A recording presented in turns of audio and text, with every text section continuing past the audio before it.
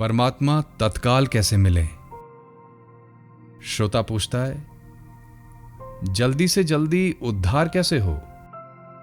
स्वामी राम सुखदास जी कहते हैं, हमारा उद्धार हो जाए, ये एक ही लालसा हो जाए तो तत्काल उद्धार हो जाएगा।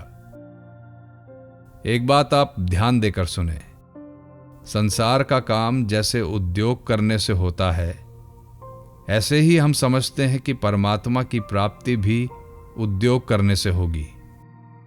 वास्तव में यह बात नहीं है। परमात्मा सब देश में है, सब काल में है, संपूर्ण वस्तुओं में है, संपूर्ण व्यक्तियों में है, संपूर्ण घटनाओं में है, संपूर्ण परिस्थितियों में है। अतः उनकी प्राप्ति के लिए केवल भीतर की लालसा होनी चाहिए। कारण कि परमात्मा का निर्माण करना नहीं है, उनको बदलना नहीं है, उनको कहीं से लाना नहीं है। वे तो सब जगह और सब में ज्यों के त्यों परिपूर्ण हैं। जहां आप कहते हैं कि मैं हूं, वहां भी परमात्मा पूरे के पूरे विद्यमान है। अतः केवल लालसा होने से उनकी प्राप्ति हो जाती है। संसार की कोई वस्तु केवल लालसा से नहीं मिलती। लालसा होगी, उद्योग करेंगे और भाग्य में होगा तभी वस्तु मिलेगी। जैसे रुपए चाहिए तो रुपयों की लालसा हो, रुपयों के लिए प्रयत्न किया जाए और प्रारब्ध में हो तो रुपए मिलेंगे। अगर प्रारब्ध में ना हो तो इच्छा करने पर और खूब चेष्टा करने पर भी रुपए नहीं मिलेंगे। परंतु परमात्मा की प्राप्ति केवल इच्छा से ही हो जाएगी। परमात्मा प्राप्ति की इच्छा होने पर उद्योग अपने आप होगा, परंतु परमात्मा प्राप्ति उद्योग के अधीन नहीं है। जो वस्तु उद्योग के अधीन होती है, क्रियाजन्य होती है, वह नाशवान होती है। जिसकी उत्पत्ति होती है उसका विनाश होता ही है। जो साधना से मिलेगा वह उत्पत्ति वाला होगा, और जो उत्पत्ति वाला होगा वह मिट जाएगा, रहेगा नहीं। परंतु परमात्मा अनुत्पन्न तत्व हैं और सदा ज्यों के त्यों रहते हैं।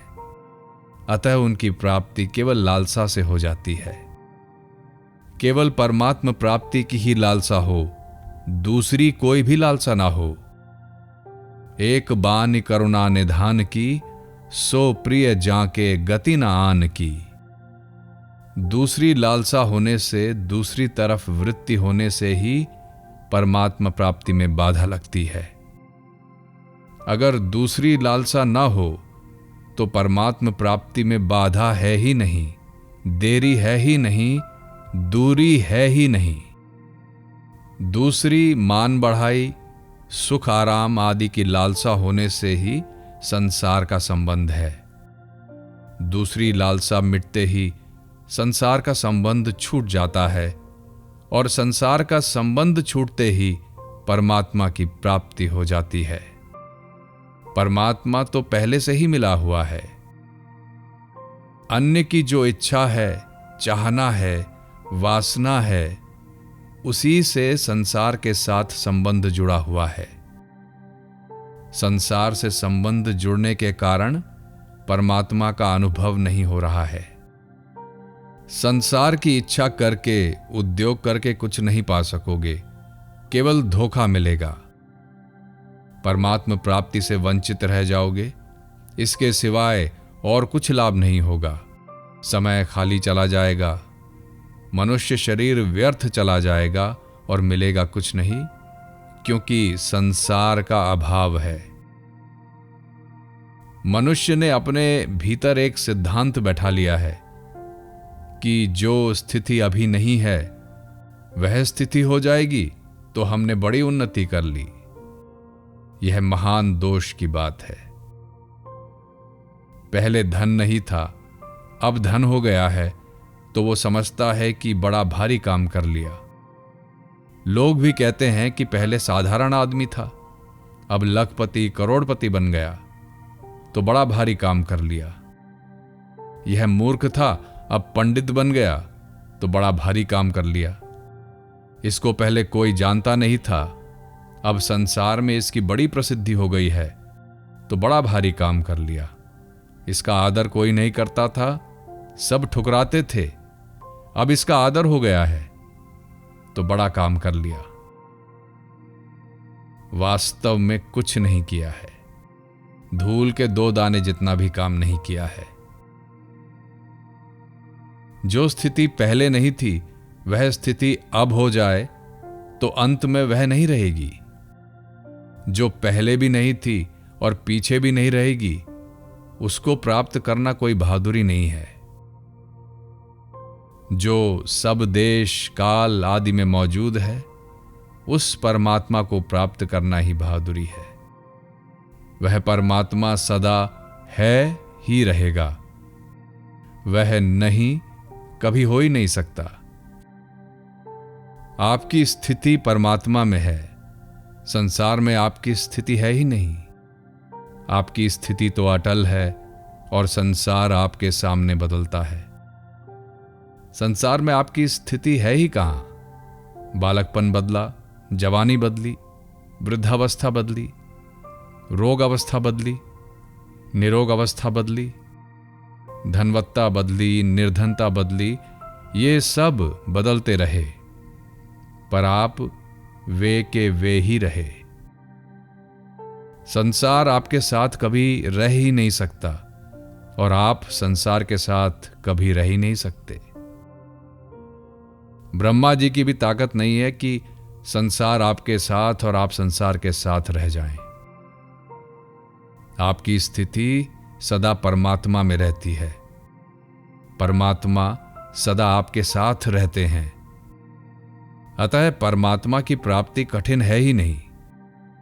कठिन तो तब हो जब परमात्मा की प्राप्ति के लिए कुछ करना पड़े।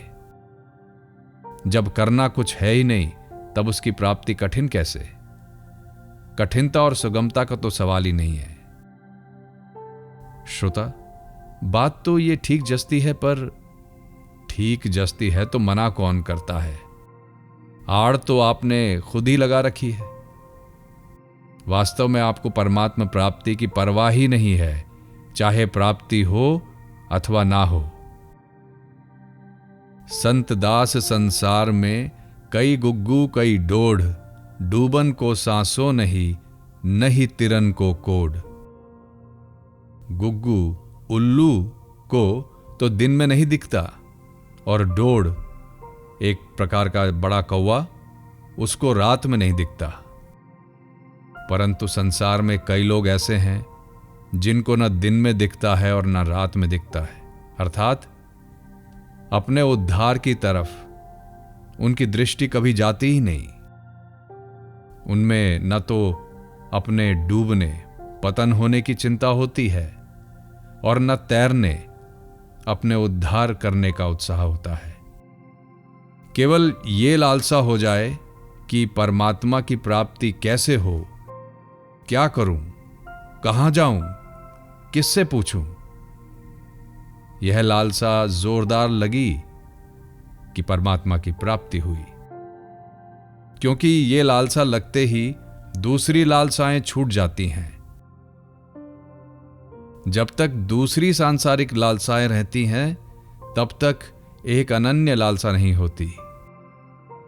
परमात्मा अनन्य है, क्योंकि उनके समान दूसरा कोई है ही नहीं। इसीलिए उनकी प्राप्ति की लालसा भी अनन्य होनी चाहिए। परमात्मा की लालसा बनानी पड़ती है कि स्वतः सिद्ध है? परमात्मा की लालसा स्वतः सिद्ध है, दूसरी लालसाएं आपने बनाई हैं। अतः उन लालसाओं को छोड़ना है। अभी आप जिन लालसाओं को जानते हो, आज से 50 वर्ष पहले उनको जानते थे क्या? जानते ही नहीं थे। इसलिए वे लालसाएं बनावटी हैं। एक क्षण भी कोई लालसा टिकती नहीं, प्रत्युत बदलती रहती है, मिटती रहती है। और आप नई नई लालसाएं पकड़ते रहते हो।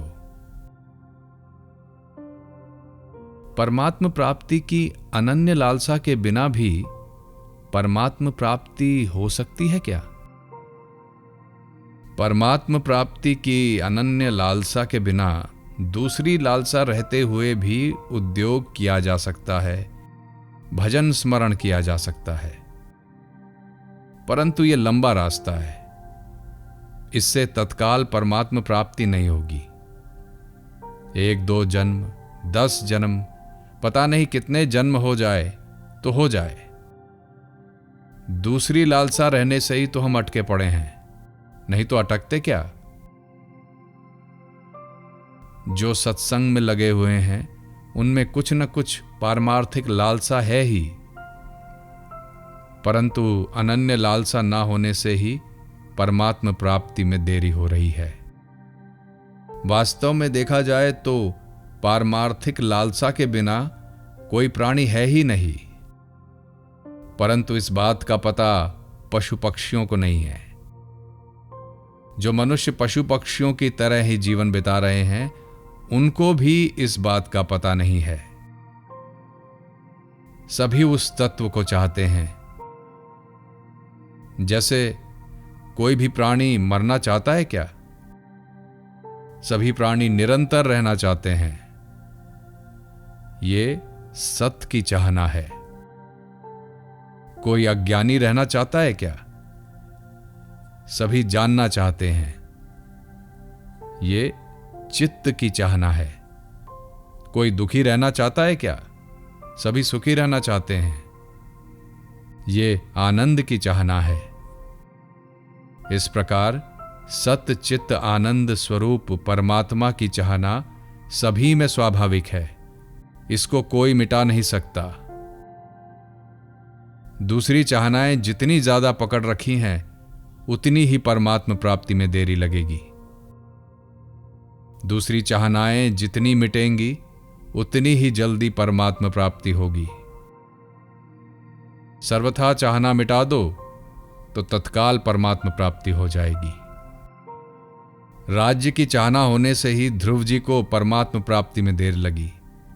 इस चाहना के कारण अंत में उनको पश्चाताप हुआ कि मैंने गलती कर दी। आप जिन चाहनाओं को पूरी करना चाहते हैं, उन चाहनाओं का आपको पश्चाताप होगा और रोना पड़ेगा। अतः परमात्म की प्राप्ति की दूसरी लालसा बाधक है।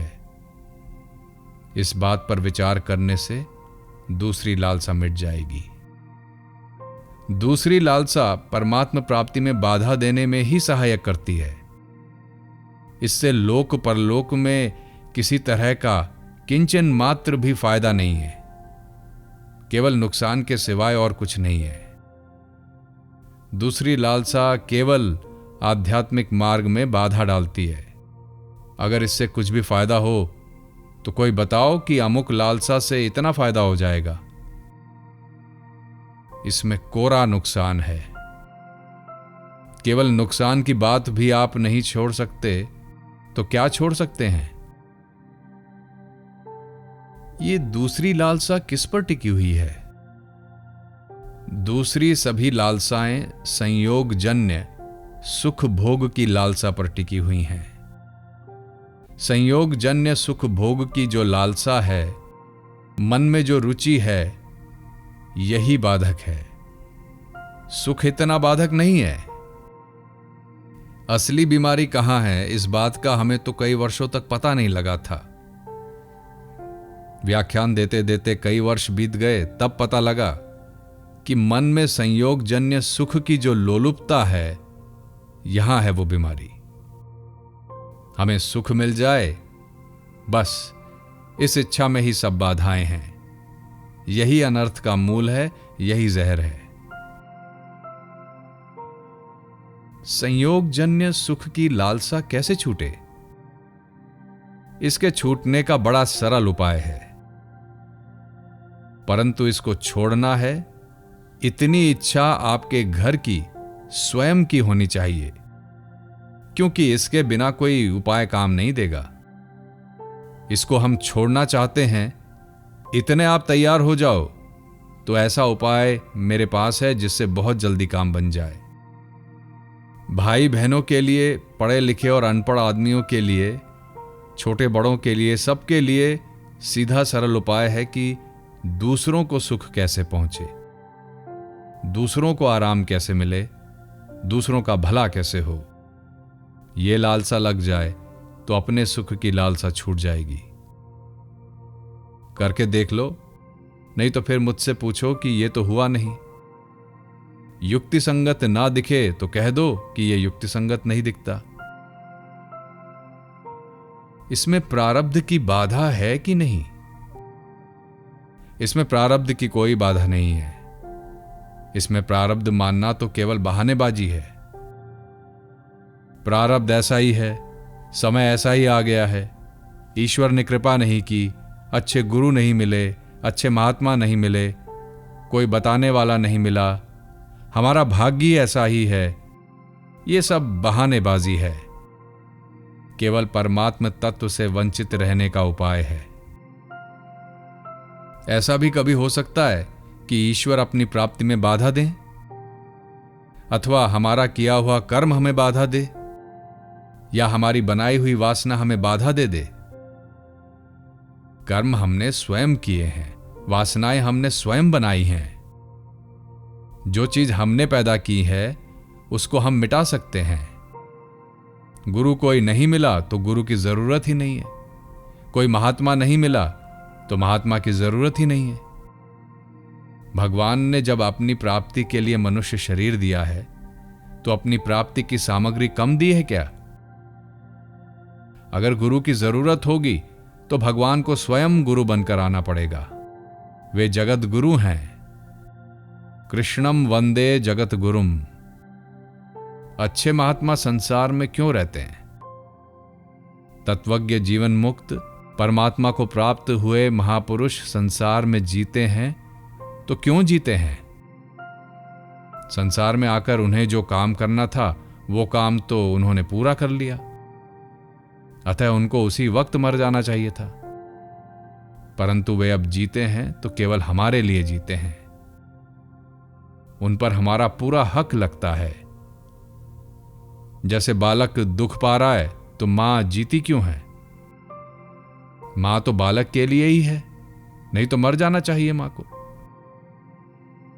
ऐसे ही वे महात्मा पुरुष संसार में जीते हैं तो केवल जीवों के कल्याण के लिए जीते हैं। इसलिए महात्मा हमें नहीं मिलेंगे तो वो कहां जाएंगे? उनको मिलना पड़ेगा, झक मारकर आना पड़ेगा। अगर हम सच्चे हृदय से परमात्मा को चाहते हैं तो गुरु की जरूरत होने पर गुरु अपने आप आ जाएगा। भगवान गुरु को भेज देंगे। ऐसी कई घटनाएं हुई हैं, ये एकदम सच्ची बात है। इसलिए प्रारब्ध और कर्म कुछ भी बाधक नहीं है।